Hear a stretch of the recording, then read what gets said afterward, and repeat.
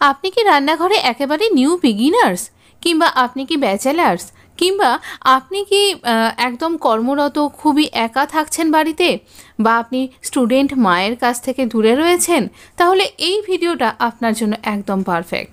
একেবারে ওয়ান পট মিল বলতে পারেন। আর আমি তৈরি করব আজকে ভেজ বিরিয়ানি। তো চলুন, নমস্কার বন্ধুরা, আমি সঞ্চিতাস এসেন্স রেসিপিস ইউটিউব চ্যানেলে আপনাকে স্বাগত।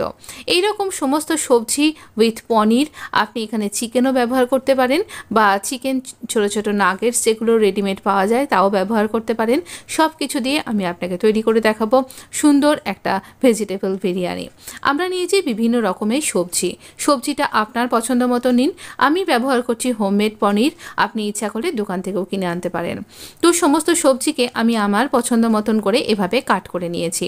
শীতকালীন যা যা কিছু সবজি বা এই সমস্ত সবজি সবসময়তেই পাওয়া যায়। প্রথমে আমরা পনিরটাকে একটু হালকা সতে করে নেব।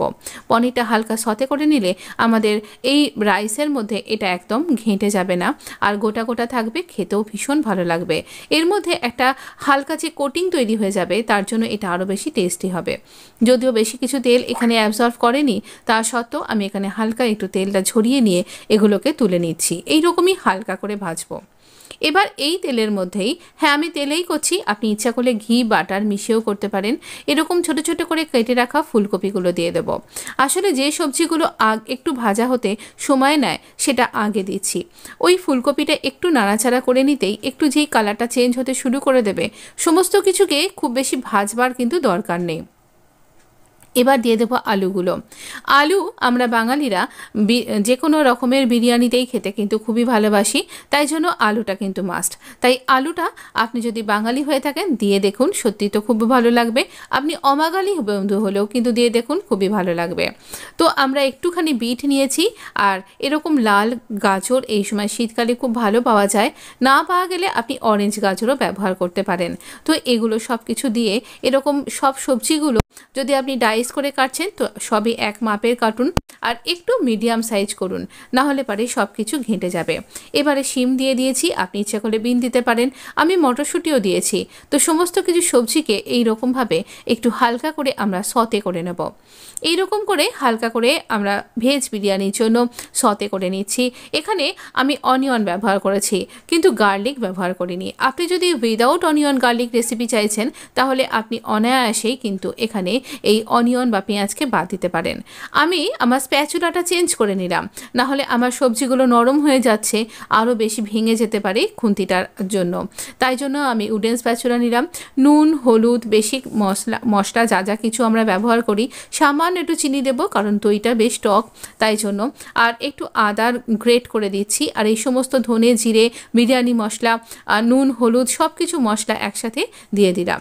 আর এই গ্রেটেড আদা, পনিরটাও দিয়ে দিচ্ছি কিন্তু এই সময়, যাতে করে এই মশলার সাথে সব কিছু ভালোভাবে কোট হয়ে যায়।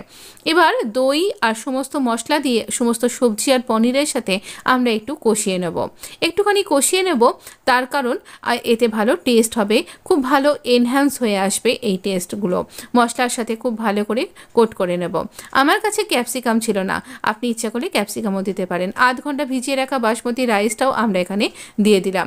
খুব ভালো করে ভেজে কষিয়ে অনেক কিছু করবার মতন দরকার নেই, অত তো সময় নেই আপনার কাছে, আপনি একজন স্টুডেন্ট কিংবা আপনি এক্ষুনি আপনাকে কাজে বেরোতে হবে, তাই এরকম করেও করুন, ভীষণ সুন্দর খেতে হবে, একেবারে পাত চেটে খেতে পারবেন, এইটুকুনি বলতে পারি। এবার সব কিছু ভালোভাবে ডুবে যাবে, এই পরিমাণ জল দেব, বা রাইস আর রাইসের ডাবল জল এখানে ব্যবহার করতে হবে যতটা রাইস নিচ্ছেন। তো দিয়ে এবার আমরা একটুখানি হাই ফ্লেমে কুক করব যতক্ষণ না এখানে ফুট আসছে। তো এবার দুটো কাঁচা লঙ্কা আমি দিলাম, আপনি ইচ্ছা করলে একটু বেশি দিতে পারেন ঝাল বেশি খেলে।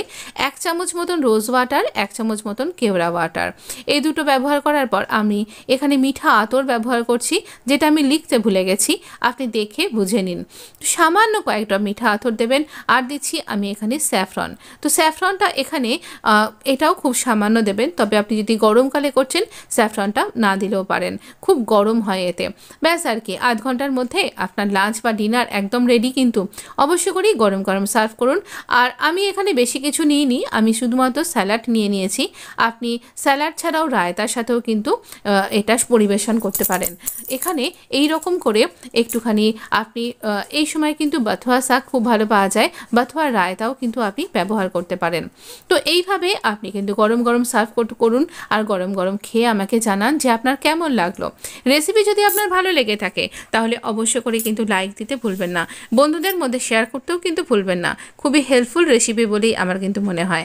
ওয়ান পট মিল অনেক সময়তে আমাদের গিন্নিদেরও বেশি রান্না করতে ভালো লাগে না, তো তারা কিন্তু এই রেসিপিটা সেই সময় ফলো করতেই পারেন। অবশ্য করেই সেভ করে রাখুন, তাহলে আপনার পক্ষেই সুবিধা হবে এরকম নির্ঝঞ্ঝাট রেসিপি।